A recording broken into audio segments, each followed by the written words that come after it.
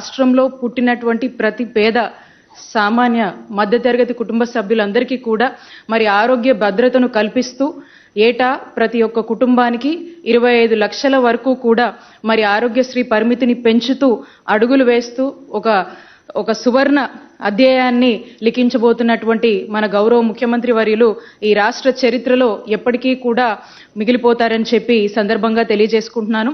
మరి ఏ రాష్ట్ర ప్రభుత్వాలు ఏ రాజకీయ నాయకులు కూడా చేయలేనటువంటి సాహసోపేత నిర్ణయాన్ని మన ముఖ్యమంత్రి గారు ఈరోజు తీసుకొని మరి ఆనాడు వైఎస్ఆర్ గారు ఆరోగ్యశ్రీ అనే పథకానికి ప్రాణం పోస్తే మరి నేడు మన గౌరవ ముఖ్యమంత్రి వర్యులు శ్రీ వైఎస్ జగన్మోహన్ రెడ్డి గారును దీన్ని మరింతగా కూడా విస్తరించి మరి 1059 ఉన్నటువంటి ప్రొసీజర్లని 3257 ప్రొసీజర్లకు పెంచి మరి ఉన్నటువంటి 748 ఎంపానల్డ్ హాస్పిటల్స్ ని ఈరోజు 2300కు పైగా ఎంపానల్డ్ హాస్పిటల్స్ ని పెంచి మరి ఈరోజు 17,000 కోట్లు నాడు నేడు కింద ఉన్నటువంటి గ్రామ స్థాయి నుంచి మెడికల్ కాలేజెస్ వరకు కూడా నాడు నేడు కింద అభివృద్ధి చేసుకుంటూ మరి ఈ రాష్ట్రంలో మనం చూసినట్టయితే ఎప్పుడూ లేని విధంగా మరి దేశ చరిత్రలోనే మొట్టమొదటిసారిగా మరి జగనన్న ప్రభుత్వం 53,000కు పైగా కూడా వైద్య ఆరోగ్య శాఖలో రిక్రూట్మెంట్ చేసినటువంటి ఘనత అటువంటి చరిత్ర మన ఆంధ్రప్రదేశ్ ప్రభుత్వానికి దక్కుతుందని తెలియజేసుకుంటూ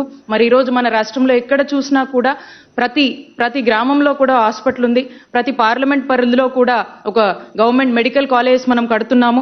ప్రతి ఇంటికి ఆరోగ్యశ్రీ భరోసా ఉంది. ప్రతి గుమ్మానికి ఫ్యామిలీ డాక్టర్ ప్రోగ్రామ్ ఉంది. ప్రతి పల్లెకు జగనన్న ఆరోగ్య సురక్ష కార్యక్రమం ఉంది. రాష్ట్రంలోని కొంతమందికి ఇవేవి కనిపించవు. మరి అలా కనిపించని వారికి కూడా డాక్టర్ వైఎస్ఆర్ కంటి వెలుగు కార్యక్రమం కూడా ఉందని తెలియజేసుకుంటున్నాను.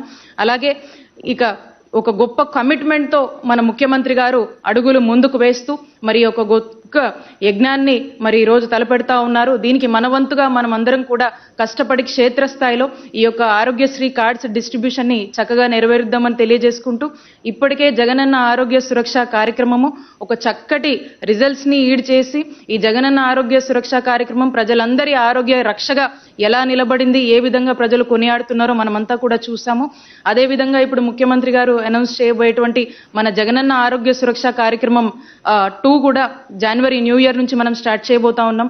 దాన్ని కూడా మనమందరం కూడా కలిసికట్టుగా మీ అందరి సహాయ సహకారాలతో ప్రజలందరికీ కూడా పూర్తిగా చక్కగా అందుబాటులోకి తీసుకువచ్చి దాన్ని చక్కగా ఇంప్లిమెంట్ చేసేందుకు మనమందరం కూడా పూనుకుందామని తెలియజేసుకుంటూ చివరిగా మనము గొప్ప గొప్ప వైద్యులు వైద్యంలో మిరాకిల్స్ చేస్తారని మనం వింటూ ఉంటాము.